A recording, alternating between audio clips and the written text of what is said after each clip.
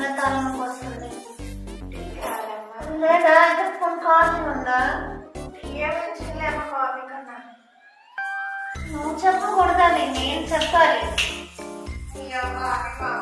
వంటగా తింటుంది వదినా.